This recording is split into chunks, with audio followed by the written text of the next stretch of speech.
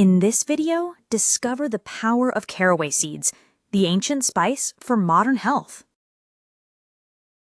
These are not true seeds, but the dried fruit of Carum carvi, a plant in the parsley family. Native to Europe, Africa, and Asia, this biennial plant has been cultivated for millennia. One of Europe's oldest spices, its distinct pungent flavor comes from carvone and limonene.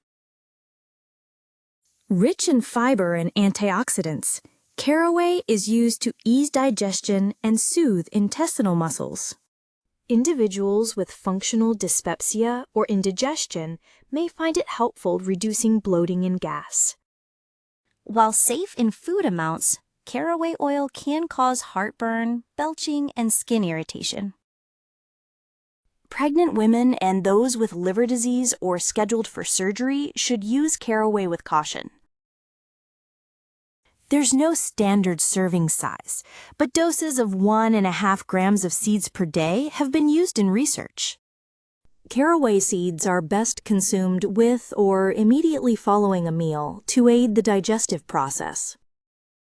Like and subscribe for more evidence-based nutrition content. All references are listed in the video description.